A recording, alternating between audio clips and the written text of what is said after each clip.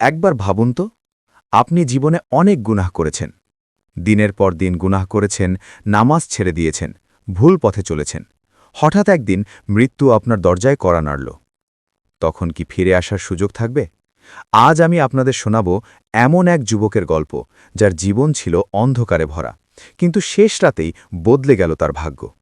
কিন্তু কি এমন হলো যে সেই গুনাহগার যুবকটাও জান্নাতি হয়ে গেল? শেষ পর্যন্ত শুনুন, কারণ শেষটাই বদলে দেবে আপনার চিন্তা। নাহিয়ান নামের এক যুবক ছিল। সে ছোটবেলায় ভালো ছিল, কিন্তু ধীরে ধীরে খারাপ সঙ্গ তাকে বদলে দিল। নামাজ ছেড়ে দিল, সারাদিন রিলস স্ক্রোল করত আর গেম খেলত।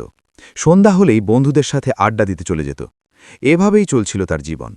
তার মা প্রতিদিন কাঁদতেন। রাতে তাহাজ্জুদে উঠে ছেলের জন্য দোয়া করতেন, হে আল্লাহ, আমার ছেলেকে হেদায়েত দিন।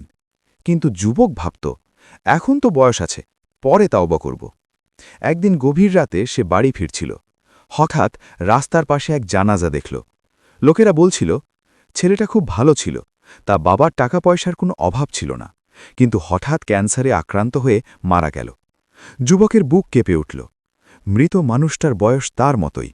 সে প্রথমবার ভাবল, যদি আজ আমার নামটাই জানাজার খাটিয়ায় থাকত। সেই রাতে ঘুম আসল না। মায়ের কান্নার শব্দ তার কানে বাজতে লাগল। রাতের শেষ অংশে সে উঠে বসল। অনেক বছর পর অজু করল। হাত কাঁপছিল, চোখে পানি। সে সিজদায় পড়ে কাঁদতে লাগল, হে আল্লাহ, আমি ভুল করেছি। আমি জানতাম, তবু অবাধ্য হয়েছি। আপনি যদি আমাকে ক্ষমা না করেন, আমি শেষ হয়ে যাব। নাহিয়ান সিজদায় লুটিয়ে পড়ে অঝরে কাঁদতে লাগল। সেই কান্না ছিল সত্যিকারের অনুতাপের কান্না। হাদিসে এসেছে, আল্লাহ তাআলা বলেন, যদি বান্দা আমার দিকে এক কদম এগিয়ে আসে, আমি তার দিকে দৌড়ে যাই। আল্লাহ তাআলা কোরআনে বলেন, তোমরা আমাকে ডাকো, আমি তোমাদের ডাকে সাড়া দেবে। যুবক সেই রাতেই সিদ্ধান্ত নিল, আগামীকাল থেকে নতুন জীবন শুরু করবে। ফজরের আজান হল, সে মসজিদে গেল। অনেক দিন পর মানুষ অবাক হয়ে তাকাল। নামাজ শেষে সে ইমামের কাছে গিয়ে বলল, আমি বদলাতে চাই। কিন্তু সেই দিন দুপুরেই খবর এলো, সেই নাহিয়ান হঠাৎ বাইকে অ্যাক্সিডেন্ট করে মারা গেছে। মানুষ কাঁদছিল। ইমাম বললেন, সে গতরাতে তাওবা করেছে। আল্লাহর রহমত বড়ই অদ্ভুত।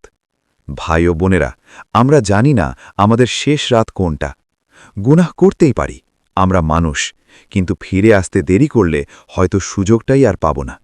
মনে রাখবেন, আল্লাহর দরজা সব সময় খোলা, কিন্তু আমাদের সময় সব সময় খোলা নয়।